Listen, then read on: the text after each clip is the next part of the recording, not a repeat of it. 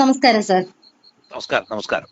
Sir, UDF സർക്കാർ അധികാരത്തിൽ വന്നതിന് പിന്നാലെ തന്നെ ഒരുപാട് പ്രതിസന്ധികൾ തരണം ചെയ്തിട്ടാണ് ഇത്തരം ഒരു വിജയം ഇവർക്ക് നേടാൻ പറ്റിയിട്ടുള്ളത്.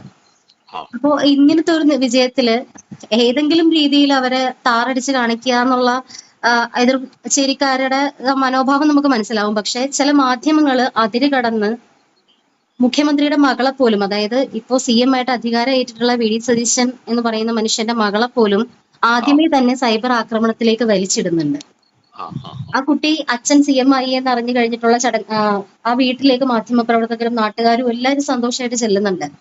ആ ചെല്ലുമ്പോൾ റിപ്പോർട്ടർ ഒരു ഒരു പ്രസ്തുത ചാനലിന്റെ റിപ്പോർട്ടർ മൈക്കുമായിട്ട് ചെന്നിട്ട് ആ കുട്ടിയുടെ ഒപ്പീനിയൻ എടുക്കാൻ ചെല്ലുമ്പോൾ ആ കുട്ടി പറയുന്നുണ്ട്, മെച്ചുവേർഡ് ആയിട്ട് തന്നെ ആ കുട്ടി പറയുന്നുണ്ട്, അച്ഛൻ CM ആയതിൽ ഒരുപാട് സന്തോഷമുള്ള സമയമാണ്. പക്ഷെ എനിക്ക് ആദ്യം ഒരുപാട് പേര് ഇവിടെ വന്നിട്ടുണ്ട്, ഗസ്റ്റ് ഉണ്ട്, അവരെയൊക്കെ ഞാനൊന്ന് ഇരുത്തട്ടെ, അവരെ സാമാന്യ മര്യാദക്ക് ഞാൻ ഇരുത്തട്ടെ, അതിനുശേഷം സംസാരിക്കാമെന്ന്. പക്ഷെ ആ കുട്ടി ആ പറഞ്ഞത് മാധ്യമപ്രവർത്തകരെ കടക്ക് പുറത്താക്കി, CM ആയ ഉടനെ തന്നെ ധാർഷ്ട്യം കാണിച്ചു എന്നൊക്കെ പറഞ്ഞിട്ട് ഒരുപാട് സൈബർ അറ്റാക്ക് ആ മെയിൻ സ്ട്രീം മാധ്യമം ഉൾപ്പെടെ സോഷ്യൽ മീഡിയയിൽ ഇപ്പൊ നിറയുന്നുണ്ട്. ഈ ഒരു വിഷയത്തെ, ആ കുട്ടി ചെറുതാണ്, ഭയങ്കരമായിട്ടുള്ള ഒരു ചെറിയ കുട്ടിയും കൂടിയാണ്, പെൺകുട്ടിയാണ് അവള്. അപ്പൊ ആ കുട്ടിക്ക് നേരെ പോലും ഇപ്പോ സ്റ്റാർട്ടിങ്ങിൽ തന്നെ നടത്തിയിരിക്കുന്ന ഈ ഒരു പരാമർശത്തെ എങ്ങനെയാണ് സാർ നോക്കുന്നത്? അല്ല, ഇതിനകത്തൊരു ഒരു ഒരു ഞാൻ ഈ സംഭവം കണ്ടില്ല. പക്ഷെ എങ്കിൽ ഞാനിത് അതിന്റെ അകത്ത് ഏറ്റവും പ്രാഥമികമായ സാധനം എന്ന് പറഞ്ഞാൽ ഇതൊരു മനഃശാസ്ത്രപരമായ ഒരു വിഷയമാണ്. ഒന്ന് അതിൽ ഏറ്റവും പ്രധാനപ്പെട്ട വിഷയം എന്ന് പറഞ്ഞാല്, പിന്നെ മുൻ മുഖ്യമന്ത്രി ആയിരിക്കുന്ന ഒരാളുടെ മകളുണ്ട്. ആ മകൾ ഈ കേരള പൊളിറ്റിക്സിൽ കാണിച്ചിരിക്കുന്ന അഹങ്കാരത്തിന്റെയും അധികാരത്തിന്റെയും പിന്നെ അർമാദിപ്പിന്റെയും ചിത്രങ്ങൾ കോടതികളിലെ വ്യവഹാരങ്ങളായിട്ട് നിലനിൽക്കുന്ന ചിത്രങ്ങളുമാണതെല്ലാം. അത് മുഴുവൻ തന്നെ CMRL, SFIO അങ്ങനെ വരുന്ന ഒട്ടനവധി സംഭവങ്ങളുടെ എന്താ പറയാ അധാർമികതകളുടെ ആഘോഷങ്ങളാണ് ശരിക്കും അതെല്ലാം.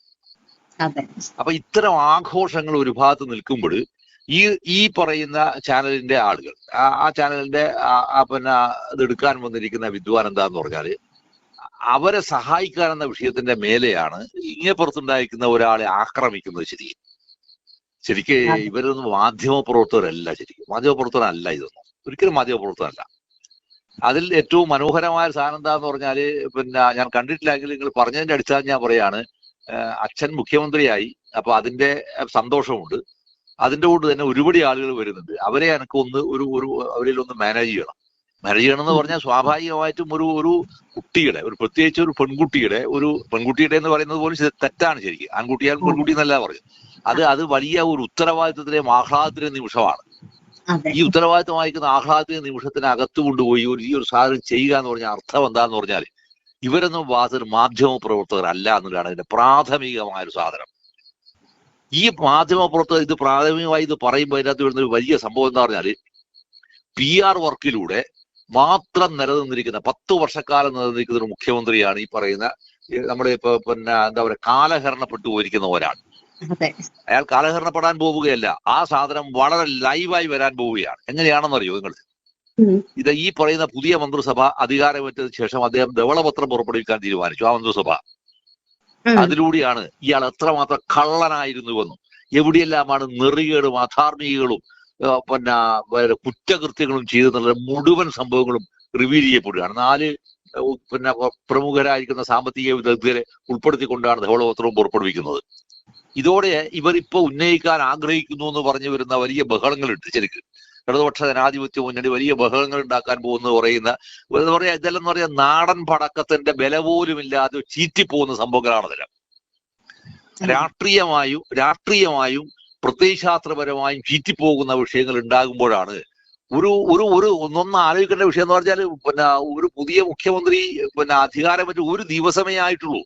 ഒറ്റ ദിവസം ആകുമ്പോഴത്തേക്കും അവരുടെ വീട്ടിലേക്ക് കയറി ആക്രമിക്കുമ്പോഴാണ് ഈ ആക്രമണം നടത്താൻ പ്രേരിപ്പിച്ചിരിക്കുന്ന, അല്ലെങ്കിൽ ഈ ആക്രമണം നടത്താൻ ആഗ്രഹിച്ചിരിക്കുന്ന ഒരു ചാനലുണ്ടല്ലോ, ആ ചാനലിന്റെ ആളുകൾ തിരിച്ചറിയുന്ന ഒരു വളരെ പ്രധാനപ്പെട്ട വിഷയം എന്താന്ന് പറഞ്ഞാല്, ഈ മുൻ മുഖ്യമന്ത്രിയായിട്ട് ഇപ്പൊ പ്രതിപക്ഷ നേതാവായിട്ട് ഉളുപ്പില്ലാതിരിക്കുന്ന ഒരാൾ. ഞാനത് പറയുന്നത് വിശദീകരണം തരാം. ഈ ഉളുപ്പില്ലാതിരിക്കുന്ന ആളുടെ മകളെ കുറിച്ച് മാത്യു കുളനാടനോട് വിഷയം ഉന്നയിച്ച വേറൊന്നുമല്ല ഉന്നയിച്ചത് SFIO കേസുമായി ബന്ധപ്പെട്ട വിഷയത്തിന്റെ മുള്ള പറഞ്ഞ് ഇയാൾ നിയമസഭയിൽ പൊട്ടിത്തെറിച്ചിരിക്കുന്ന വിഷയം കണ്ടിട്ടില്ല അന്നേരം. അതെ ഈ പൊട്ടിത്തെറിക്കാൻ മാത്രം ഭീരുവും ദുർബലനുമായിരിക്കുന്ന ഒരാൾ ഒരു ഭാഗത്ത് നിൽക്കുമ്പോഴാണ് നിങ്ങൾ തിരിച്ചറിയേണ്ടത്. ഒരാൾ മുഖ്യമന്ത്രിയായി 24 മണിക്കൂർ കഴിയുമ്പോൾ ഒരു ചാനലിനെ പറഞ്ഞു വിട്ടിട്ട് നമ്മൾ ഏറ്റവും മ്ലേച്ഛമായ ഭാഷയാണ് ഉപയോഗിക്കുന്നത്.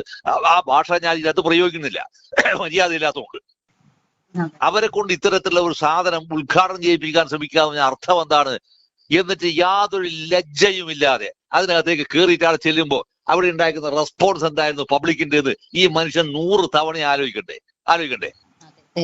പാർട്ടി സെക്രട്ടറി ആയാലൊക്കെ നടന്നു പോകുന്നത് ഇരുമ്പ് പോലെ നടന്നു പോകുന്നേരം, അല്ലെങ്കിൽ ഉരുക്ക് പോലെ നടന്നു പോകുന്നവർ ആലോചിക്കണ്ടേ? എന്തുകൊണ്ടാണ് ജനം ഇങ്ങനെ എന്നെ ആക്ഷേപിക്കുകയും പരിഹസിക്കരുത്? ഇവരിന്ന് പോയില്ലായിരുന്നുവെങ്കിൽ നാളെ കേരളത്തിലെ തെരുവിലൂടെ ഇവർക്ക് സഞ്ചരിക്കാൻ കഴിയില്ലാത്തൊരവസ്ഥ ഉണ്ടാകുമെന്ന് പൊതുജനം പറഞ്ഞത് വിഷയത്തിന്റെ മേലെയാണ്. ഇവിടെയും നിങ്ങൾ കാണാൻ ഉദ്ദേശിക്കുന്ന ആംഗിളിലേ അല്ല ഞാൻ ഈ വിഷയത്തെ കാണുന്നത്. ഇതിൽ ഏറ്റവും പ്രധാനപ്പെട്ടിരിക്കുന്ന വിഷയം എന്താണെന്ന് പറഞ്ഞാല്, ഈ വി ഡി സതീശൻ എന്ന് പറയുന്ന പുതിയ മുഖ്യമന്ത്രി വരുന്നതിന് മുമ്പ് നമുക്ക് കണ്ടിരിക്കുന്ന ഇതിന് സമാനമായിരിക്കുന്ന ഒരുപാട് സന്നിഗ്ധാവസ്ഥകൾ കേരളം കണ്ടിട്ടുണ്ട്. ഈ സന്നിഗ്ധാവസ്ഥക്ക് ഏറ്റവും പ്രധാനപ്പെട്ടിരിക്കുന്ന ഒരു ഐക്കൺ ആരാണെന്ന് പറഞ്ഞാൽ അത് വി എസ് അച്യുതാനന്ദനാണ്. സീറ്റ് നിഷേധിക്കപ്പെട്ടിരിക്കുന്ന വി എസ് അച്യുതാനന്ദൻ. ഇതിന്റെ ഭാഗമായി തെരുവിൽ നടന്നിരിക്കുന്ന പ്രകടനങ്ങൾ, അതിൽ അയാളെ പാർട്ടിക്കകത്ത് പരാജയപ്പെടുത്താൻ ശ്രമിച്ചിരിക്കുന്ന പരശതം സംഭവങ്ങളല്ല. പരശതം സംഭവങ്ങൾ CPM-നകത്തുണ്ട്. ആ പരശതം സംഭവങ്ങൾ ആരിലൂടെയാണ് വന്നത്? അത് ഈ പറയുന്ന മുൻ മുഖ്യമന്ത്രി ഇപ്പോഴത്തെ പ്രതിപക്ഷ നേതാവിലൂടെയാണ് വന്നത്. പക്ഷെ ഇപ്പുറം വരുന്നേരം അത് സ്വാഭാവികമായി കോൺഗ്രസ് പാർട്ടി എന്ന് പറയാവുന്ന ഒരു ബഹുജന ജനാധിപത്യം എന്നെല്ലാം പറയാവുന്ന സംഭവം ഉണ്ടല്ലോ, അതിനകത്ത് വരുന്ന സംഭവത്തിന്റെ ഭാഗമായി വരാവുന്ന ഗ്രൂപ്പ് വർക്കുകളുടെ ഭാഗമായാണ്. പക്ഷെ അതിനെല്ലാം പുറകിൽ നിൽക്കുന്ന ഒരു മാസിന്റെ പിൻബലമുണ്ട് അതിനകത്ത്. ഈ മാസിന്റെ പിൻബലത്തെ വാസ്തവത്തിൽ ആര് ഭയക്കുന്നു? ഭയക്കുന്ന ഒരൊറ്റയാളെ കേരളത്തിലുള്ളൂ. ആ ഭയക്കുന്ന ആൾ കേരളത്തിലെ പ്രതിപക്ഷ നേതാവാണ് ഭയക്കുന്നത്. ഒപ്പം തന്നെ ഈ ഇപ്പോഴത്തെ പാർട്ടി സെക്രട്ടറി ആയിരിക്കുന്ന ഗോവിന്ദനുമാണ് ഭയക്കുന്നത്. അയാളുമായി ബന്ധമുള്ള ചാനലായിരിക്കുമല്ലോ സ്വാഭാവികമായിട്ട് ഈ സാധനം ചെയ്തിട്ടുണ്ടാവുക. ഉറപ്പ് 100%. ഞാൻ ആ സാധനം കണ്ടിട്ടില്ല എങ്കിൽ ഞാൻ പറയാണ്, അവർക്ക് വേണ്ടി ചെയ്യുന്ന ചാനലുമായിരിക്കും, ഉടുപ്പില്ലാതെ ചെയ്യുന്ന സാധനങ്ങളായിരിക്കും. അതിൽ അയാളുടെ ഭാര്യ സ്ഥാനാർത്ഥിയായപ്പോ ഈ കേരളത്തിലെ ചാനലിന്റെ അകത്ത് ഈ ചാനൽ എന്തായിരിക്കും ചെയ്തിട്ടുണ്ടാവുക എന്ന് ഇപ്പൊ ഇമാജിൻ ചെയ്യാനേ പറ്റുള്ളൂ നമുക്ക്. അപ്പൊ ഇത്തരം ഒരു അസംബന്ധ നാടകത്തിലേക്ക് ഒരു സംഭവത്തെ കൊണ്ടുപോകുമ്പോ നാം തിരിച്ചറിയുന്ന സംഭവം എന്താണെന്ന് പറഞ്ഞാല്, ഒരു ദിവസം ആകുമ്പോഴത്തേക്ക് സാധനം ആലോചിക്കുക എന്ന് പറഞ്ഞാൽ അർത്ഥം എന്താണ്? നിങ്ങൾ സഹിക്കാൻ പറ്റുന്നില്ല എന്നതാണ്. ഈ സഹിക്കാൻ പറ്റുന്ന അവസ്ഥത്തിന്റെ ഏറ്റവും പ്രധാനപ്പെട്ട വിഷയം എന്ന് പറഞ്ഞാൽ 2 പ്രധാനപ്പെട്ടിരിക്കുന്ന പൊളിറ്റിക്കൽ തീരുമാനം, നയപരമായ സർക്കാർ തീരുമാനങ്ങൾ ഈ സർക്കാർ എടുത്തു എന്നുള്ളതാണ്, ഡിക്ലെയർ ചെയ്തു. അതിൽ ഏറ്റവും പ്രധാനം ആശാ വർക്കർമാരുടെ ഓണറേറിയത്തിന്റെ വിഷയമാണ്. ഏറ്റവും പരമപ്രധാനം അതായത് ജീവിതഗന്ധിയായ വിഷയമാണ്. രണ്ടാമത്തെ വിഷയം എവിടെയാണ്? രണ്ടാമത്തെ വിഷയം എന്ന് പറയുന്നത് സ്ത്രീകൾക്കുള്ള KSRTCയിലെ യാത്രയാണ്. ഈ 2 വിഷയം വരുമ്പോഴത്തേക്കും ഇവർ വിറച്ചു. എന്താ കാര്യം? കേരളത്തിൽ കഴിഞ്ഞ 10 വർഷക്കാലമായി നടത്തിക്കൊണ്ടിരിക്കുന്ന പറ്റിപ്പുകളും തട്ടിപ്പുകളും തരികിടകളോട്, ആ തരികിടകൾ മുഴുവൻ തന്നെ കുടുംബശ്രീ ഇതുപോലുള്ള സംവിധാനങ്ങൾ, ഹരിതശ്രീ എന്നെല്ലാം പറയുന്ന ഒരുപാട് തട്ടിപ്പിലൂടെ കൊണ്ടുപോകുന്നതാണ്. ആ സംഭവത്തെ എങ്ങനെ രാഷ്ട്രീയമായി മറികടക്കുന്നു, സാമ്പത്തികമായി രാഷ്ട്രീയമായി മറികടക്കുന്നു, സൈദ്ധാന്തികമായി മറികടക്കുന്നു എന്നതിന്റെ വിഷയം ഒരു സർക്കാർ തീരുമാനിക്കുമ്പോൾ ചെയ്യുന്ന പണിയാണ് ഈ പറയുന്നത്. അതിനാ കണ്ടെത്തിയ പണിയുന്ന മുഖ്യമന്ത്രിയുടെ വീട്ടിലേക്ക് ഇഷ്ടംപോലെ ആൾക്കാർ വരുന്നു, നിങ്ങൾ കൊണ്ടുപോയിട്ട് കോലും എടുത്ത് കൊണ്ടുപോയി സാധനം ചോദിക്കുന്നു. അപ്പൊ അവര് പറയാന്ന് എന്റെ വീട്ടിലേക്ക് ഇങ്ങനെ കണ്ടവാൻ ആൾക്കാർ വരുന്നുണ്ട്, ഞാൻ കുറച്ച് സമയം കഴിച്ച് സംസാരിക്കാമെന്ന് പറയുന്നു. ഈ സംസാരിക്കാമെന്ന് പറഞ്ഞ സംഭവത്തിന്റെ പോലും അക്ഷമയാണ് എന്ന് പറയുന്ന ഒരവസ്ഥ ഉണ്ടാക്കി എന്ന് പറഞ്ഞാൽ, ഈ കോലും എടുത്തിട്ട് ഇയാൾക്ക് പോകാനുള്ള അധികാരം ആരാണ് ഇയാൾക്ക് കൊടുത്തത്? ആരാണ് ഇയാൾക്ക്? Who has given the right to him? ആരാണ് ഇയാൾക്ക് ഈ അധികാരം കൊടുത്തത്? അത് ജനാധിപത്യപരമായ അവകാശമാണ്. ആണ് എങ്കിൽ ഈ ജനാധിപത്യപരമായ അവകാശം ആർക്കുണ്ട്? ഈ പറയുന്ന കുട്ടിക്കുണ്ട്. ആ കുട്ടി അത്രയേ പറഞ്ഞുള്ളൂ. അതിനെ ഈ രീതിയിലേക്ക് ഡൈവേർട്ട് ചെയ്യാന്ന് പറഞ്ഞത് നിങ്ങൾ നേരെ തിരിച്ചു നോക്കും. ഞാൻ നിങ്ങൾ പറയുമ്പോൾ ഞാൻ വളരെ കൃത്യമായി മെമ്മറൈസ് ചെയ്യാണ് ഇത് ഏതായിരിക്കും ഈ പറയുന്ന ഒരു സംഭവം. അതിനകത്ത് 100 സീറ്റ് കിട്ടുമെന്ന് പറയുന്നത് വീട്ടിൽ കിട്ടുമെന്ന് പറയാവുന്ന ഒരു വഷളനുണ്ട്. അതിനകത്ത് അവതരിപ്പിച്ച ഒരാൾ 100 സീറ്റ് വീട്ടിൽ കിട്ടുമായിരിക്കും എന്ന് പറയുന്ന ഒരാൾ. ആ ആളെ പരിഹസിക്കുന്ന അതിനകത്തെ 2 പ്രധാനപ്പെട്ട അവതാരകയുണ്ട്. ഒന്ന് മാധു എന്ന് വിളിക്കുന്നവരും മറ്റൊന്ന് സ്മൃതി പരുത്തിക്കാട്. ഈ 2 പേര് ഇയാൾ ചോദിക്കുക CLP എന്താണെന്ന് അറിയാമോന്ന്. ആരെയാണ് ഇത് പഠിപ്പിക്കാൻ പോകുന്നത്? പബ്ലിക്കിനെ പഠിപ്പിക്കാണെന്ന പേരിൽ ആരെയാണ് പഠിപ്പിക്കാൻ പോകുന്നത്? ശ്രുതി പരുത്തിക്കാരൻ, സിദ്ധാർത്ഥ പരുത്തിക്കാരന്റെ മകളെയോ മാധുവിന് എനിക്ക് ആ മറ്റു രീതിയിൽ എനിക്ക് അറിയില്ല. പക്ഷെ പിന്നെ മാധു ഇതേപോലെ തന്നെ ഗംഭീരമായിരിക്കുന്ന ഒരു അവതാരകയാണ് അവരുടെ ചിരി അതിനകത്ത് വരുമ്പോഴാണ് അപ്പോഴെങ്കിലും ഈ ഇത്തരം ഒരു സാധനം അവതരിപ്പിക്കുന്ന ഒരു ആൾക്ക് വാസ്തവത്തിൽ ഭക്ഷണത്തരം തോന്നണ്ടേ? ഈ തോന്നാതിരിക്കുന്ന ആളാണ് ഈ പറയുന്ന കോല് കൊടുത്തേച്ച് ഇത് പറഞ്ഞേച്ചെന്നാണ് എനിക്ക് കൃത്യമായിട്ട് ഇപ്പോ അനുമാനിക്കാൻ കഴിയുന്നത്. തീർച്ചയായിട്ടും സർ. ഈ അനുമാനത്തിന്റെ ബലത്തിൽ ഞാൻ ചോദിക്കുന്ന ചോദ്യം എന്താണെന്ന് പറഞ്ഞാൽ, സത്യത്തിൽ എന്താണ് വാസുദേവ് ഇവർ ആലോചിക്കുന്നത്? ഒറ്റ സംഭവം മാത്രമാണ്. ക്യാമ്പയിനിങ് നടത്തി പൊട്ടിക്കുക എന്ന് പറയാവുന്ന CPIM ആലോചിക്കുന്ന CPM-ന്റെ സംസ്ഥാന കമ്മിറ്റിയോ മറ്റോ ആലോചിച്ചു എന്ന് ഇന്ന് വിവിധങ്ങളായ വിഷ്വൽ മീഡിയക്കകത്ത് സാധനം വന്നിട്ടുണ്ട്. നിരന്തരമായ പ്രക്ഷോഭങ്ങളത്. ഏത് പ്രക്ഷോഭങ്ങൾ നടത്തും? ഇത് നടത്താൻ കഴിയാതിരിക്കണമെങ്കിൽ എന്ത് വേണം? ആളുകളെ നിങ്ങൾ ആലോചിക്കേണ്ട വിഷയം എന്ന് പറഞ്ഞാൽ രാഹുൽ മാങ്കൂട്ടത്തിൽ തൊട്ട് തുടങ്ങിയിരിക്കുന്ന സാധനമാണ് ഈ സാധനം. ഒരാളുടെ പൊളിറ്റിക്കൽ ഫ്യൂച്ചർ നശിപ്പിച്ചു. ഈ നശിപ്പിച്ച സംഭവത്തിന്റെ തുടർച്ചയായി വരുന്ന ഒരു സംഭവത്തെ കൊണ്ടുവന്ന് കേരളത്തിലെ പൊളിറ്റിക്സിനെ ഈ രീതിയിൽ മലിനവശമാക്കുമ്പോൾ കേരളത്തിൽ ചർച്ച ചെയ്യപ്പെടുന്നത് ഏറ്റവും പ്രധാനപ്പെടുന്ന എന്താണ്? ഖജനാവിന്റെ വിഷയത്തെ എക്സ്പോസ് ചെയ്യാൻ. എന്താണ് വാസ്തവത്തിൽ ഖജനാവ് എന്ന് പറയുന്നത്? ഈ സർക്കാർ ആലോചിച്ചിരിക്കുന്നു, അത് പുറത്തു വരും. 2, ഇത്തരമൊരു വിഷയം ഉണ്ടായിക്കഴിഞ്ഞാൽ ഇതിനെ സത്യത്തിൽ ആദ്യം റിയാക്ട് ചെയ്യേണ്ടത് ആരാണ്? ശരിക്ക് കേരളത്തിലെ പൂക്കാസാൻ പറയേണ്ടത് മുഖ്യമന്ത്രിയുടെ മകളുമായി ബന്ധപ്പെട്ട ഒരു വിഷയം വന്നു കഴിഞ്ഞാൽ ഈ മാതിരി എന്താ പറയാ നാറിത്തരങ്ങൾ ചെയ്യാൻ പാടില്ല എന്ന് പറയാവുന്നൊരു പൂക്കാസാരക്കാരൻ വരട്ടെ. പ്രഗത്ഭരായ നോവലിസ്റ്റുകൾ, വനിതാ നോവലിസ്റ്റുകളില്ലേ ഇവിടെ? ഇല്ലേ? വനിതാ നോവലിസ്റ്റ് എന്ന് പറയേണ്ട കാര്യമൊന്നുമില്ല, പക്ഷെ നോവലിസ്റ്റുകളില്ലേ ഇവിടെ? ഇവരാരെങ്കിലും പറഞ്ഞോ? ഈ സാധനം പറഞ്ഞോ? ഒരക്ഷരം ഉരിയാടിയോ? എന്താ പറയാത്തത്? ഈ പറയാതിരിക്കുന്നു എന്ന് പറയുന്നതാണ് സാംസ്കാരിക ദൂരം മാത്രമല്ല, സാംസ്കാരിക രാഷ്ട്രീയ ദൂരവും മാത്രമല്ല, അത് പ്രത്യയശാസ്ത്രപരമായ ദൂരമാണ്. ഈ പ്രത്യയശാസ്ത്രപരമായ ദൂരത്തിനകത്ത് വളരെ കൃത്യമായിരിക്കുന്ന ഒരു പൊളിറ്റിക്സ് ഉണ്ട്. ആ പൊളിറ്റിക്സ് എവിടെയാണ്? ആ പൊളിറ്റിക്സ് ഒരു ഹൈന്ദവ പൊളിറ്റിക്സിന്റെ ഭാഗമാണ്, ഹിന്ദു പൊളിറ്റിക്സിന്റെ ഭാഗമാണ്. കാരണം സംസാരിച്ചത് ആരാണ് സംസാരിച്ചത്? ഒരു പെൺകുട്ടിയാണ് സംസാരിച്ചത്. എനിക്ക് ആ കുട്ടിയെ അറിയില്ലേ, പക്ഷെ എങ്കിൽ പോയി ഞാൻ പറയാം, ഇവരുടെ ഒരു ഭാവനയിൽ ഞാൻ പറയാം. ഒരു പെൺകുട്ടിയാണ് സംസാരിച്ചത്, ഒരു മകളാണ് സംസാരിച്ചത്. മകൾക്ക് സംസാരിക്കാൻ അവകാശമില്ല. മകൾക്ക് സംസാരിക്കാൻ അവകാശമില്ല എന്ന് പറയുന്ന ഒരു അവസ്ഥയിലേക്ക് ഒരു സംഭവത്തെ കൊണ്ടുവരിക എന്ന് പറഞ്ഞാൽ അർത്ഥം എന്താണ്? ഈ കേരളത്തിന്റെ ഒരു പൊളിറ്റിക്കൽസിനെ, നവോത്ഥാന സംഭവത്തെ നശിപ്പിക്കുന്ന രാഷ്ട്രീയത്തിന്റെ ഭാഗമാകുന്നു എന്നാണ് അർത്ഥം.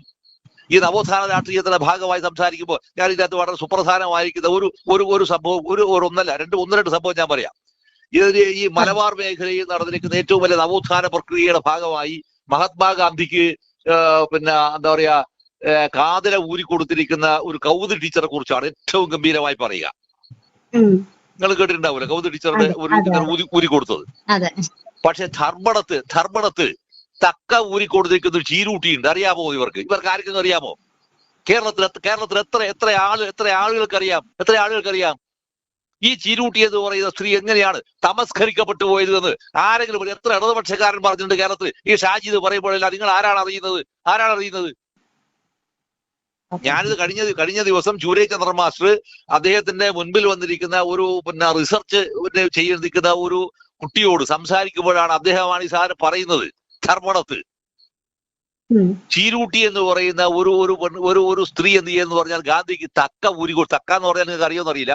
നമ്മുടെ ഈ ചെവിയുടെ ഏറ്റവും താഴെ വരുന്നൊരു ഭാഗമില്ലേ, ആ കാതിലിടുന്നതിന്റെ അകത്ത് വരുന്ന കുറച്ച് വണ്ണമുള്ള ഒരു സാധനം തക്ക എന്ന് പറയാം. ഈ തക്ക ഊരിയിട്ട് ഗാന്ധിക്ക് കൊടുത്തതാണത്. ചരിത്രത്തിൽ വരാതിരിക്കാൻ കാരണം എന്താ അറിയോ? അത് ഈഴവ സ്ത്രീയായിരുന്നു എന്നുള്ളത് കൊണ്ടാണ്. മറ്റവരെന്താ പറഞ്ഞാൽ രാജകുടുംബവുമായി ബന്ധമുള്ളവരാണ്. ഞാനിത് ചന്ദ്രമാഷെന്നാണ് ഈ സാധനം ഞാൻ അറിയുന്നത്, അതുകൊണ്ടാണ് ഞാൻ ഈ സാധനം പറയുന്നത്. അപ്പൊ ചരിത്രം എന്ന സംഭവം എന്ന് പറഞ്ഞാൽ ഇതുപോലെ ആഢ്യന്മാർക്ക് മാത്രമുള്ള സംഭവമായിട്ട് മാറുമ്പോ ഈ ആഢ്യന്മാർക്കുള്ള സംഭവത്തിന്റെ ഭാഗമായിട്ട് എന്ത് ചെയ്യാന്നറിയോ? ഇതുപോലുള്ള ആക്ഷേപങ്ങൾ ഉന്നയിക്കുകയാണ് ചെയ്യുന്നത്. ഇത്തരം ആക്ഷേപങ്ങൾ ഉന്നയിക്കുമ്പോൾ നശിപ്പിക്കുന്നത് എന്താണ്? ശരിക്കും നവോത്ഥാനത്തിന്റെ ഭാഗമായി വരാവുന്ന ഒരു എന്താ പറയാ ഹൈന്ദവ എന്താ പറയാ ഈ സ്ത്രീത്വത്തിന്റെ മുകളിൽ വരാൻ ഡെവലപ്മെന്റ് ആണ് ഇല്ലാതാവുന്നത്. ഇതിലെന്തിനാണ് ഈ കുട്ടിയെ കൊണ്ടുപോയിട്ട് ഇതിനകത്ത് കൊണ്ടുപോയിട്ട് ആക്ഷേപിക്കുന്നത്? ശരിക്കും ഇങ്ങനെ ഇത്തരം ഒരു സംഭവം അറിയണമെങ്കിൽ എന്ത് വേണമെന്നറിയോ? ഒറ്റ കാര്യം മാത്രമേ ഉള്ളൂ.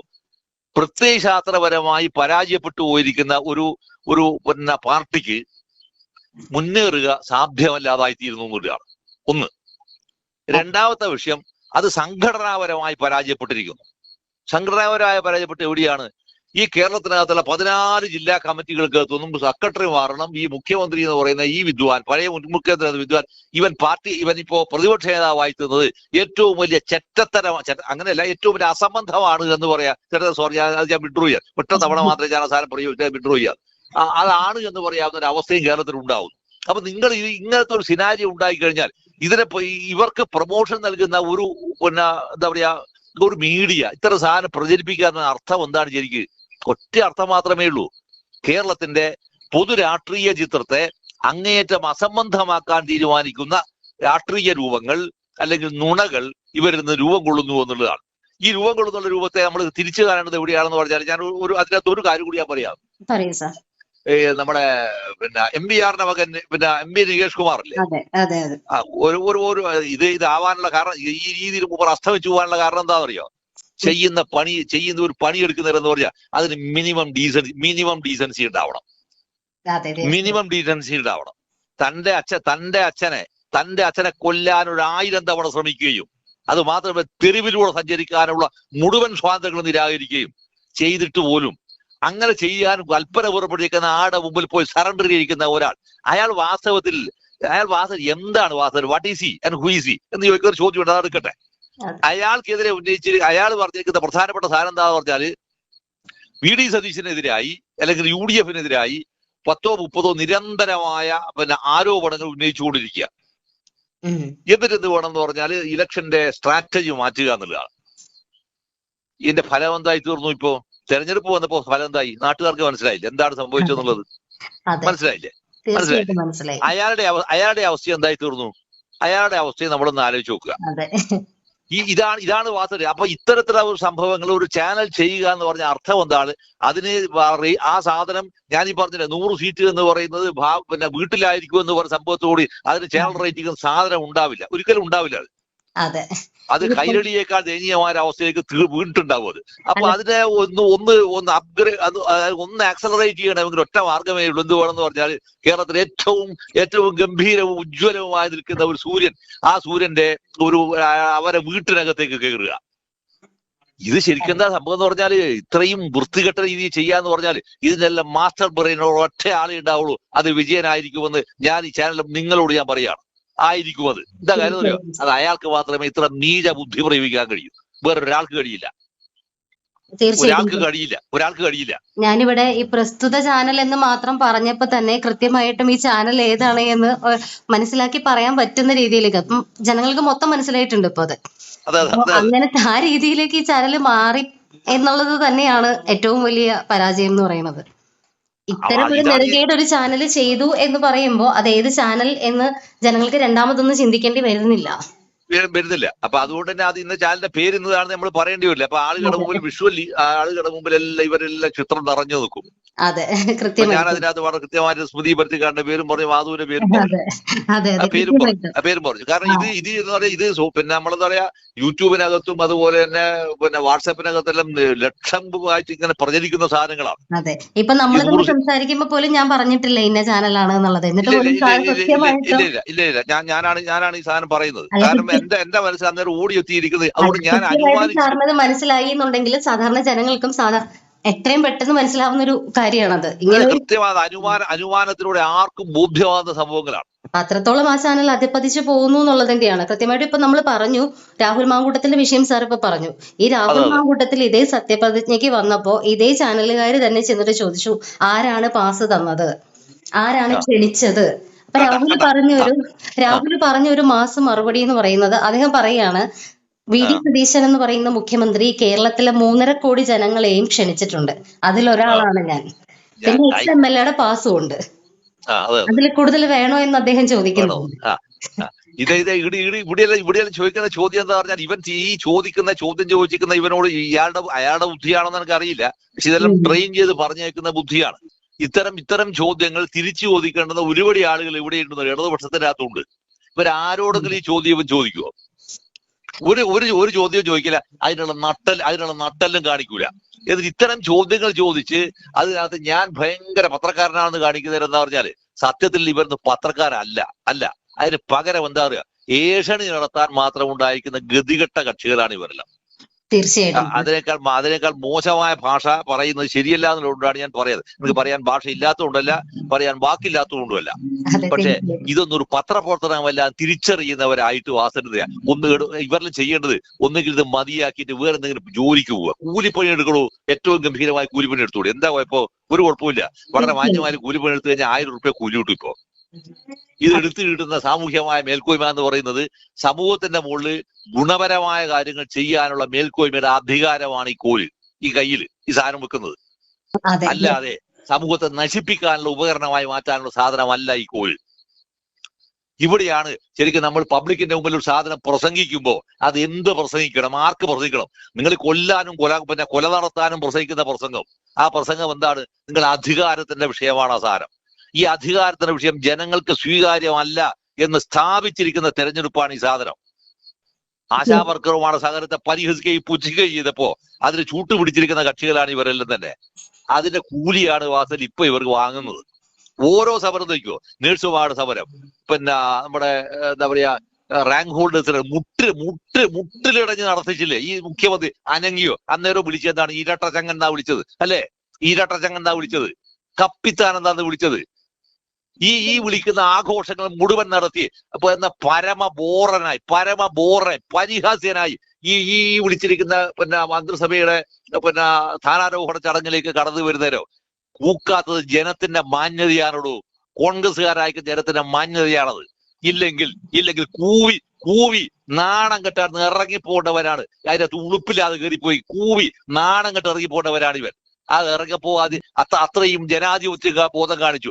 നേരെ മറിച്ച് CPM-ന്റെ ഒരു പരിപാടിയിലേക്കാണ് ഇതുപോലെ ക്ഷണിച്ചിരുന്നതെങ്കിൽ എന്തായിരിക്കും അവിടെ നടക്കുന്ന ആഘോഷം? എന്തായിരിക്കും? ഉറപ്പല്ലേ?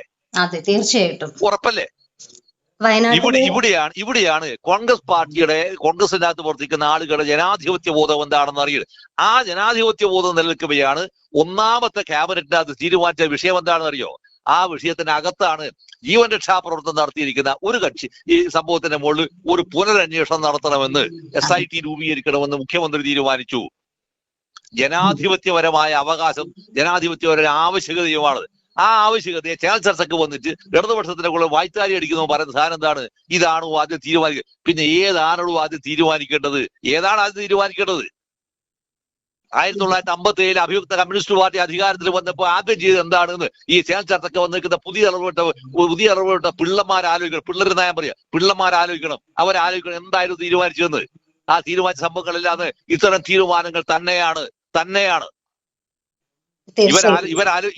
അപ്പോഴും BD സതീശനകത്ത് പറഞ്ഞിരിക്കുന്ന ഖണ്ഡിതമായി പറഞ്ഞിരിക്കുന്ന ഒരു സംഭവം ഇതിനകത്ത് കോടതി ഉത്തരവിട്ടിരിക്കുന്നത് പ്രകാരമാണ് ഞാൻ ഉത്തരവിടുന്നത് എന്നാണ്. കോടതി ഉത്തരവിട്ടത് കൊണ്ട് ഈ സാധനം അന്വേഷിക്കുന്നു എന്നാണ്. അപ്പോഴും കാണിച്ചിരിക്കുന്നത് ജനാധിപത്യത്തിന്റെ വളരെ എക്സ്റ്റെൻഡ് ആയിരിക്കുന്ന ഒരു അവസ്ഥയിൽ നിന്നുകൊണ്ട് പറയാവുന്ന മര്യാദയാണ് കാണിച്ചത്. CPM ഈ മര്യാദ കാണിക്കില്ല, ഉറപ്പാ കാണിക്കില്ല എന്നൊരു കാര്യം.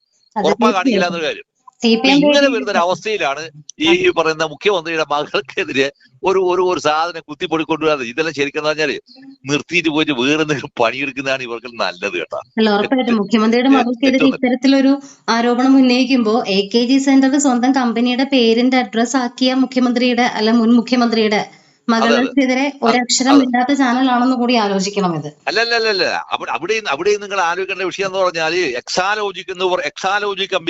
എക്സാലോജി കമ്പനിക്ക് AKG സെന്ററിന്റെ അഡ്രസ് കൊടുത്തിട്ട് ആ മകളെ കൊണ്ട് സാധനം പുറപ്പെടുവിച്ചതിന്റെ മേലെ ഈ പറയുന്ന ചാനലുകാരൻ ഒരു അക്ഷര പുജിയാടിയോ ഈ പറയുന്ന ഷാജിയാണ് ആ ചാനലിന്റെ അകത്ത് ഈ പറയുന്ന ആരോപണം എന്നല്ല വസ്തുത ഉന്നയിച്ചത്.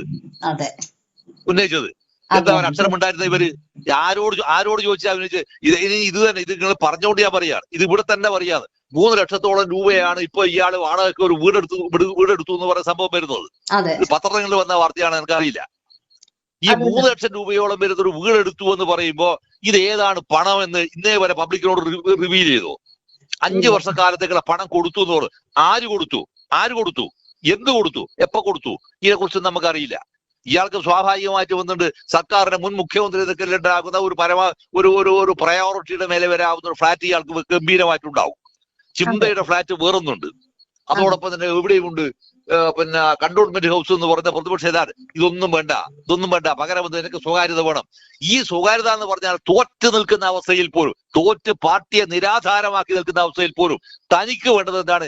ഞാൻ പറയുന്നത് മാത്രമേ നടക്കൂ എന്ന് പറയുന്നതിൽ ഓശാന പാടുന്ന പണിയെടുക്കുന്നവനല്ല ഒരു ചാനലിന്റെ ആളായി വന്ന് മറ്റൊരു മുഖ്യ വന്ന ഒരു ദിവസമാകുമ്പോഴത്തേക്കും മുഖത്തിന്റെ അടുത്ത് ഈ കോലെടുത്ത് കൊണ്ട് ഈ മാതിരി പിന്നെ എന്താ പറയാ അസംബന്ധ സാധനങ്ങൾ പ്രൊജക്ട് പിന്നെ എന്താ പറയുക റിലേ ചെയ്യുന്ന സാധനം വളരെ ചീപ്പായ സംഭവമാണിതല്ലോ. അല്ല, തീർച്ചയായിട്ടും സാർ ഇപ്പൊ ഉയർത്തിയ ഒരു ചോദ്യവും ഭയങ്കരമായിട്ട് ചർച്ചയിൽ വരേണ്ട ഒരു കാര്യം തന്നെയാണ്. ഇദ്ദേഹം ഇത്രയും രൂപ മുടക്കി 3 ലക്ഷം രൂപ വാടക ഇനത്തില് ഒരു വീട് പ്രഭാത സവാരിക്ക് ഉൾപ്പെടെ അദ്ദേഹത്തിന് ഉതകുന്ന രീതിയിലുള്ള ഒരു വീട് എടുക്കുമ്പോ ഈ മനുഷ്യൻ, ഈ മുഖ്യമന്ത്രി ആയിരുന്ന 16 വർഷക്കാലം പാർട്ടി സെക്രട്ടറി ആയിരുന്ന ഈ മനുഷ്യൻ മറ്റെന്തെങ്കിലും ഒരു ജോലിക്ക് പോയിട്ടുണ്ടോ ഈ ജീവിതകാലത്തിൽ എപ്പോഴെങ്കിലും? അല്ല, തിരിച്ചു കളയാക്ക്. ഇ.ഡി. സതീശൻ എന്ന് പറഞ്ഞ കേരളത്തിലെ മുഖ്യമന്ത്രി പറഞ്ഞു, ഞാൻ ഈ ചാനൽ ഉണ്ടാക്കിയത് ഹൈക്കോടതിയിൽ കൃത്യമായി കേസ് വായിച്ചുണ്ടാക്കിയ പൈസ കൊണ്ടാണെന്ന് അതുകൊണ്ടാണെന്ന് മൂപ്പർ പറഞ്ഞിട്ടുണ്ട്. അതെ, അദ്ദേഹത്തിന്റെ വീട് കാണിച്ചുകൊണ്ട് ഭയങ്കര കൃത്യമായിട്ട് പറഞ്ഞിട്ട്. കാരണം അത് നമുക്ക് ബോധ്യപ്പെടുന്ന പറയാ, അദ്ദേഹത്തിന് അത് അവതരിപ്പിക്കാനുള്ള ഭാഷയുണ്ട്.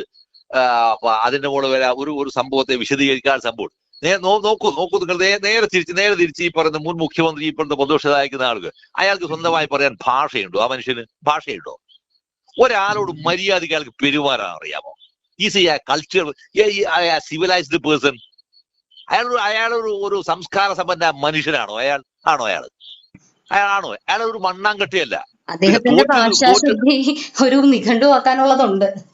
ഭാഷ തെറിയുടെ നിഘണ്ടുവാണ്. അതാണ് ഞാൻ പറഞ്ഞത്. ഒരു ഫ്യൂഡൽ ഭാഷയുടെ നിഘണ്ടുവാണ് അയാൾക്കുള്ളത്. നിങ്ങൾ നോക്കിക്കോ, ഈ പിന്നെ ടി.പി. ചന്ദ്രശേഖരന്റെ സംഭവം വന്നപ്പോ കുലംകുത്തി എന്നല്ലേ വിളിച്ചത്.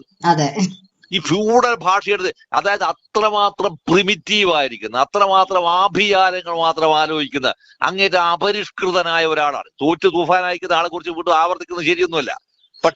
പക്ഷേ അയാൾ ഉണ്ടാക്കി വെച്ചിരിക്കുന്ന ആഘാതങ്ങൾ പൊതുസമൂഹത്തിനത് ചെറുതല്ല. ഇതിന്റെ തുടർച്ചയാണ് വാസ്തവത്തിൽ ഈ ഡിവൈഎഫ്ഐക്കാരൻ ഈ സാധനം നടത്തുന്നത്. പാർട്ടി കമ്മിറ്റികൾക്കകത്ത് നിരന്തരം 14 ജില്ലാ കമ്മിറ്റികൾക്കകത്തും ഇയാൾക്കെതിരെ ശരവ്യം പോലെ ആക്രമണങ്ങൾ വരുന്നു. ഉളുപ്പുണ്ടെങ്കിൽ ഏതെങ്കിലും ഒരുത്തരുണ്ടെങ്കിൽ അയാളത് ചെയ്യണമെന്ന്, ഞാനിത് ഒഴിവാകുന്നതെന്ന് അയാൾ പറയണം. മറുഭാഗത്ത് വരുന്നു ഗോവിന്ദം വരുന്നു. ഇരുമ്പ് ഒതുങ്ങിയ പോലെ നടക്കുക. ഒന്നും എന്നെ ബാധിക്കില്ലാതെ. ഇവിടെ നിങ്ങളൊരു പാർട്ടിയുടെ ഭാഗമല്ലേ? ഒരു പാർട്ടിയുടെ നേതാക്കളല്ലേ നിങ്ങൾ? ഈ സംഭവത്തെ പിന്നെ മനസ്സിലാക്കാൻ നിങ്ങൾക്ക് പറ്റുന്നില്ല എങ്കിൽ നിങ്ങൾ എങ്ങനെയാണ് ഈ പാർട്ടിയുടെ നേതാക്കളായി നിങ്ങൾ ആരെയാണ് നയിക്കുന്നത്? ശരിക്ക് ജനം നിങ്ങളെ വെറുത്തിരിക്കുന്നു, ജനം നിങ്ങളെ ഒഴിവാക്കിയിരിക്കുന്നു. ഈ ഒഴിവാക്കിയിരിക്കുന്ന ജനങ്ങളെ പിന്നെയും നിങ്ങൾ നയിക്കുന്നതിന് അർത്ഥം എന്താണ്? ജനത്തിന്റെ ബാധ്യതയായി നിങ്ങൾ അവിടെ തുടരുന്നു എന്നാണ് അർത്ഥം. ഇതിന്റെ അർത്ഥം എന്താണ്? ആത്യന്തികമായി ജനം ഈ പാർട്ടിയെ സമ്പൂർണമായി കൈയൊഴിയുന്നതിന്റെ പതാകവാഹകരായി ഈ രണ്ടുപേരും ഒരുപോലെ മാറുന്നു. തീർച്ചയായിട്ടും. ഇപ്പോ പി.കെ. ശ്രീമതി ഉൾപ്പെടെ പറഞ്ഞു കഴിഞ്ഞു, ലജ്ജാകരമായ തോൽവിയിലേക്കാണ് മുഖ്യമന്ത്രി ഇത് കൊണ്ട് എത്തിച്ചതെന്ന്. അതെ. മണിയാശാൻ മറ്റൊരു കാര്യം ഇന്ന് പറഞ്ഞിട്ടുണ്ട്. KSRTCയിലെ സൗജന്യ യാത്ര സംബന്ധിച്ചൊരു കാര്യം പറഞ്ഞപ്പോ മണിയാശാന്റെ ഇതിലും നല്ല ഭാഷാശുദ്ധിയുള്ള മണിയാശാൻ പറഞ്ഞിട്ടുണ്ട്, ഇത് സതീശന്റെ വീട്ടിൽ നിന്ന് കാശ് കൊണ്ടുവരുമെന്ന്. ഇതാണ് ഇതിന്റെ വിഷയം എന്ന് പറഞ്ഞാൽ, ഇതിന് ഇവിടെയെല്ലാം വരുന്ന വിഷയം എന്ന് പറഞ്ഞാൽ, ഇതിന് പണമില്ല എന്ന് പറയുന്ന ഒരു അവസ്ഥയുണ്ട് എങ്കിൽ, ആ പണം ഉണ്ട് എന്ന് പറയുന്നതിന്റെ അല്ല, പണമില്ലായ്മ എന്തുകൊണ്ടാണ് എന്ന് വിശദീകരിക്കുന്ന സംഭവമാണ് ശരിക്കും ധവളപത്രത്തിലൂടെ വരാൻ പോകുന്നതെന്നാണ് ഞാൻ മനസ്സിലാക്കുന്നത്. അല്ല, ഉറപ്പായിട്ടും ഒരു കേരള ചരിത്രത്തിൽ തന്നെ 2 മാസ്റ്റർ ഡിഗ്രി ഉള്ള ഒരു മുഖ്യമന്ത്രിയാണ് വന്നിരിക്കുന്നത്. വിദ്യാഭ്യാസത്തിന്റെ വില ഒരിക്കലും കുറച്ച് കാണാൻ പറ്റില്ല നമുക്ക്. ഇല്ല. അതല്ല, അത് മാത്രമല്ല, അദ്ദേഹം പറഞ്ഞിരിക്കുന്ന സംഭവത്തെ വളരെ കൃത്യമായി പൊതുജനത്തെ അയാൾ അഡ്രസ് ചെയ്യുമെന്ന് പറഞ്ഞ് അയാൾ അഡ്രസ് ചെയ്യുന്നു. ഈ ഖജനാവ് നിറക്കാൻ നമ്മൾ ശ്രമിക്കുമെന്ന് പറയും. നമുക്ക് നിറക്കാൻ ഞങ്ങൾ ശ്രമിക്കും. ഇപ്പോഴും അദ്ദേഹം ആ വിരൽ ചൂണ്ടി പറയുന്നത് ഇപ്പോഴും എന്റെ വിഷ്വൽ മീഡിയയിൽ കണ്ടിരിക്കുന്ന ചിത്രം ഇപ്പോഴും എന്റെ മനസ്സിലുണ്ട്. നിറക്കും. അതൊരു ആത്മവിശ്വാസമാണ്.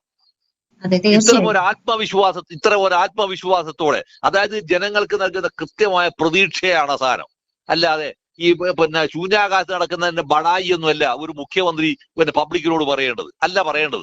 അപ്പൊ അതല്ലാതെ പറയുന്ന ഒരാളുണ്ടെങ്കിൽ സ്വാഭാവികമായിട്ടും ഇതിനുണ്ടായിരിക്കുന്ന പ്രയാസങ്ങൾ ഉണ്ടെങ്കിൽ ആ പ്രയാസത്തിന്റെ കാരണക്കാരൻ ആരാണ്? അതിന്റെ കാരണക്കാരൻ, അതിന്റെ കാരണഭൂതൻ ആരാണ്? ആ കാരണഭൂതനെ വളരെ കൃത്യമായി കേരളത്തെ നിയമസഭക്കകത്ത് ഈ കേരളത്തെ ധനകാര്യ വകുപ്പ് മുഖ്യമന്ത്രിയല്ലേ അവർ ധനകാര്യ വകുപ്പ് കൃത്യമായി പിന്നെ എന്താ പറയാ തോല്ലി പൊളിച്ച് കാണിച്ചു കൊടുക്കുന്നതാണ് ഞാൻ പ്രതീക്ഷിക്കുന്നത്. അവിടെ അത്തരത്തിലുള്ള സംഭവങ്ങളെ മുഴുവൻ തന്നെ പ്രതിരോധിക്കുന്നതിന് മുന്നോടിയായാണ് ഈ തരത്തിലുണ്ടായിരിക്കുന്ന അങ്ങേയറ്റം ജഗുപ്സാവഹമായ രീതിയിലുണ്ടായിരിക്കുന്ന ഒരു പിന്നെ സംഭവം. ഇതൊന്നും മാധ്യമ പ്രവർത്തനമല്ല എന്നാണ് മേഡം എനിക്ക് ഇത് മാധ്യമ പ്രവർത്തനമേ അല്ല. ഇതെല്ലാം വിജയന്റെ നിർദ്ദേശപ്രകാരം പിന്നെ പറഞ്ഞു വെച്ചിരിക്കുന്ന ഒരുപാട് കോമാളിത്തരങ്ങളും അസംബന്ധ നാടകങ്ങളും അല്ലാതെ മറ്റൊന്നും ആവാൻ സാധ്യതയില്ല എന്നാണ് എന്റെ ഒരു എനിക്ക് തോന്നുന്നതാണ് ശരി. പിന്നെ ഇയാൾ പറയുന്ന എന്ത് സംഭവം എന്ന് പറഞ്ഞാൽ ഇനി ഒരാൾ വിശ്വസിക്കാൻ nobody is going to believe, ഒരാൾ വിശ്വസിക്കാൻ പോകുന്നില്ല, ഒരാൾ വിശ്വസിക്കാറില്ല. കാരണം ജനങ്ങൾ എന്താ പറയാ, ജനങ്ങൾക്കെല്ലാം ഇയാളിൽ ഒരുപക്ഷെ പാർട്ടിയിൽ ഉണ്ടായിരിക്കുന്ന വിശ്വാസം കൊണ്ട് മാത്രമാണ് ജനം ഇയാളെ വിശ്വസിച്ചത്. ഇയാൾ പാർട്ടിയെ ചതിച്ചു. ഞാനിത് എത്രയോ കഴിഞ്ഞ 10 വർഷക്കാലമായി കേരളം നിരന്തരമായി സംസാരിച്ചുകൊണ്ടിരുന്ന ആളാണ് ഞാൻ. 10 വർഷക്കാലമായി കേരളത്തിൽ ഇയാൾ ജനങ്ങളെ പറ്റിക്കുകയായിരുന്നു. ജനങ്ങളെ പറ്റിക്കുക മാത്രമല്ല, പാർട്ടിയെ ചതിച്ചു. ഈ ചതിച്ചതിന് ജനം കൊടുത്ത തിരിച്ചടിയാണ് ഈ ധർമ്മടം നിയോജക മണ്ഡലത്തിൽ 6 റൗണ്ട് ഇയാൾ പുറകിലാൽ. ഇയാൾ ജയിച്ചത് ഒരു SDPIക്കാരുടെ വോട്ട് കൊണ്ടാണ്. ഈ ധർമ്മടം നിയോജക മണ്ഡലത്തിൽ ഇയാൾ ജയിച്ച SDPIക്കാരുടെ വോട്ട് കൊണ്ടാണെന്നാണ് വോട്ടിന്റെ കണക്ക് നോക്കിയാൽ മനസ്സിലാവുക. അവർ കൂടി സഹായിച്ചില്ലായിരുന്നെങ്കിൽ തോറ്റ് തൂഫാൻ അടിച്ച് കാല് വന്ന നായെ പോലെ ഇയാൾ ശരിക്കും ഈ ധർമ്മടം ഇയാൾ ഓടേണ്ടി വരുമായിരുന്നു ഇയാൾ. തീർച്ചയായിട്ടും സർ, ഇതാണ് ഇതിന്റെ ഒരു ചിത്രം. അതുകൊണ്ട് ഇത് ശരിക്കും എന്ന് പറഞ്ഞാല് ഒരിക്കൽ പോലും അതിനകത്ത് ഞാൻ വീണ്ടും ആവർത്തിക്കുകയാണ്, ഇതിനകത്തെല്ലാമാണ് വാസ്തവത്തിൽ പൂക്കാസക്കാരൊക്കെ വളരെ ഗൗരവതരമായി പ്രതികരിക്കേണ്ടതല്ല, അവർ പറയേണ്ടതാണ്. ഇത്തരത്തിലുള്ള ആഭാസകരമായ പിന്നെ പ്രവർത്തനങ്ങൾ പത്രപ്രവർത്തനമല്ല, മാധ്യമ പ്രവർത്തനവുമല്ല എന്ന് വളരെ വ്യക്തവും ഖണ്ഡിതവുമായി അവർ പബ്ലിക്കിനോട് പറയേണ്ട വിഷയമാണ്. ഇത് ആർക്കും ബാധകമാണെന്ന് പറയും, ഇത് ദേശാഭിമാനിക്കും ബാധകമാണ്. ഒറ്റൊരു കാര്യം കൂടി പറഞ്ഞ് അവസാനിപ്പിക്കാം. നമ്മുടെ ആന്തൂരിലെ സാജന്റെ ഭാര്യ ഭാര്യക്കെതിരെ ശ്യാമള, ഇതാ ഈ MP ഗോവിന്ദന്റെ ഭാര്യ ശ്യാമള അന്ന് നടത്തിയിരിക്കുന്ന ആക്ഷേപം, ഒപ്പം തന്നെ അന്നത്തെ പിന്നെ പാർട്ടി ജില്ലാ സെക്രട്ടറി ആയിരിക്കുന്ന MP ജയരാജൻ നടത്തിയിരിക്കുന്ന ആക്ഷേപം, ദേശാഭിമാനി പത്രത്തിനകത്ത് കൊന്നിരിക്കുന്ന ആക്ഷേപങ്ങൾ, ഇത്തരം ആക്ഷേപങ്ങളെല്ലാം നിങ്ങൾ പിന്നെ പറയുമ്പോ അതിൽ ജീവിതമുണ്ട് എന്ന് ഫയലില് ജീവിതമുണ്ട് എന്ന് പറഞ്ഞ് ഫയൽ മുക്കലല്ല, അതിൽ ജീവിതമല്ല, ഫയൽ മുക്കുകയല്ല ചെയ്യേണ്ടത്. ഇത് വാസ്തവത്തിൽ മനുഷ്യന്റെ ജീവിതമാണ്. ഈ സാധനം 25 കോടി ഉറുപ്പ്യ, അത്രയോ വലിയ കോടിക്കണക്കിന് ഉറുപ്പ്യാണ് മുതലാക്കിയിരുന്നത്. ആ സാധനം ആ മനുഷ്യൻ ആത്മഹത്യ ചെയ്യേണ്ടി വന്നത്. അതിൽ സങ്കടമുണ്ട് എന്ന് പറയുന്ന വിഷയത്തിന്റെ മേലെയാണ് അവരവിടെ സ്ഥാനാർത്ഥിയാവാൻ പാടില്ല എന്ന് പറഞ്ഞത്. അവിടെയും നടത്തിയിരിക്കുന്ന കടുംപിടുത്തം, ആ കടുംപിടുത്തത്തിന്റെ എല്ലാം ഫലമാണ് ആന്തൂർ ഉൾപ്പെടെയുള്ള സ്ഥലത്ത് പോലും TK ഗോവിന്ദൻ ജയിച്ചിട്ടാണ് കയറി വരുന്നത്. ഇത്രയും സംഭവം തിരിച്ചറിയാന്ന് പറയാ ജനാധിപത്യപരമായ എന്താ പറയാ ഒരു മാന്യതയുടെ അടയാളമായി കാണാനുള്ള ഒരു വിനയമെങ്കിലും കാണിക്കാൻ ഇനിയെങ്കിലും പഠിക്കുക. അവിടെ ഇത്തരത്തിലുള്ള കക്ഷികളെ കൊണ്ട് ഇത്തരം സാധനം ചെയ്യിപ്പിക്കുന്നേരം പൊതുസമൂഹം ഇതിനേക്കാൾ വൃത്തികേടാവുകയല്ല ചെയ്യുക. പൊതുസമൂഹം തിരിച്ച് എന്തെങ്കിലും ചെയ്തു കഴിഞ്ഞാൽ അതിന് ഉത്തരം പറയേണ്ടത് വാസ്തവത്തിൽ മുൻ മുഖ്യമന്ത്രിയും അതുമായി ബന്ധപ്പെട്ട പരിവാരങ്ങളായിരിക്കും എന്നുള്ളതാണ് ഇതിന്റെ യാഥാർത്ഥ്യമെന്നാണ് എനിക്ക് തോന്നുന്നത്. Madam, thank you sir, thank you so much. Thank you.